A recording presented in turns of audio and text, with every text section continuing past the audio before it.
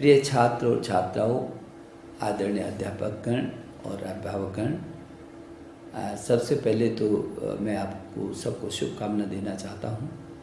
और जिस तरीके से इस कोरोना काल में जबकि पूरी दुनिया उस संकट से होकर के गुजर रही है, ऐसे वक्त पर जिस तरीके से अध्यापकगण और अभिभावकगण ने दोनों ने मिल करके और ऑनलाइन जो एजुकेशन की दिशा में जो मेरे छात्र छात्राओं को आपने मदद की है, मैं सबसे पहले तो आपका आभार प्रकट करना चाहता हूं। और प्रिय छात्र छात्राओं, आपको मैं शुभकामना दे रहा हूं कि आपने एक योद्धा की तरह हर कदम पर इस चुनौती का मुकाबला किया। और आपको याद दिलाना चाहता हूं कि हमारे देश के यशस्वी प्रधानमंत्री श्री नरेंद्र मोदी बार बार कहते हैं कि यदि बड़ा संकट होता है, जब बड़ी चुनौती होती है, तो जब उसका ठीक ठीक मुकाबला होता है तो वो चुनौती अवसरों में तब्दील हो जाती है। और आपने ठीक किया है, ऐसे ही किया। हम बार बार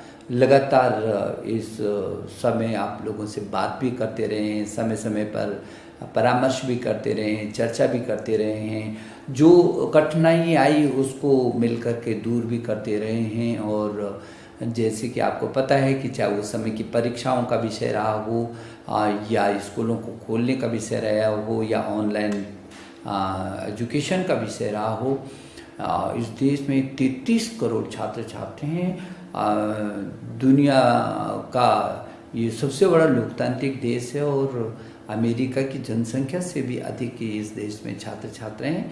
उनको एक साथ ऑनलाइन पर लाना अचानक ये बहुत बड़ा काम था। तो इसके लिए मैं शिक्षा मंत्रालय के सभी अधिकारियों का और सभी कर्मियों का भी हृदय की गहराइयों से अभिनंदन करता हूं कि उन्होंने 24 घंटे रात और दिन एक करके और किसी तरीके से ऑनलाइन आपको पाठ्यक्रम उपलब्ध कराया।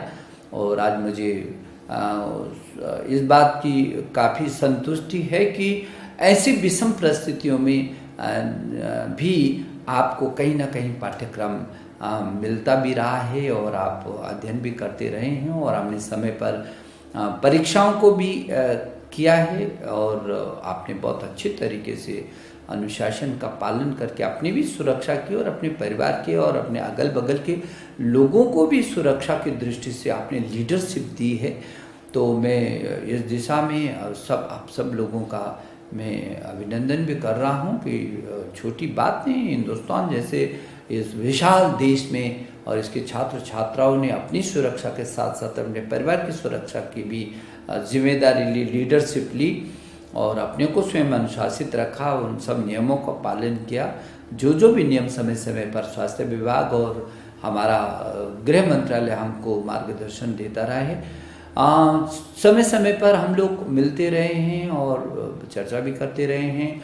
बीच में जब ऐसी परिस्थिति आई तो हम लोगों ने सुझाव मांगे थे और जब ये सुझाव आया कि बहुत सारे छात्र अवसाद में जाने की स्थिति होती है तो उसके लिए मनोदर्पण जैसा कार्यक्रम हम लाए। दुनिया में अद्भुत था ये, और जहाँ 500 से भी अधिक मनोवैज्ञानिक चिकित्सक 24 घंटे आपके साथ लाइन पर हैं। कभी भी कोई समस्या आपको आती है, कोई कठिनाई आती है तो वो आपके साथ सीधे सीधे परामर्श करते हैं, आपकी हर कठिनाई को दूर करने की कोशिश कर रहे हैं।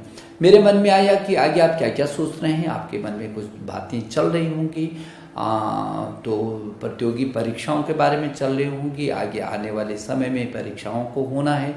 तो एक बार फिर मैं 10 दिसंबर को 10 बजे आपसे मिल रहा हूं और काफ़ी कुछ लोगों के सुझाव भी आए हैं और मैं चाहता हूं कि जो अभी बचे हैं, आज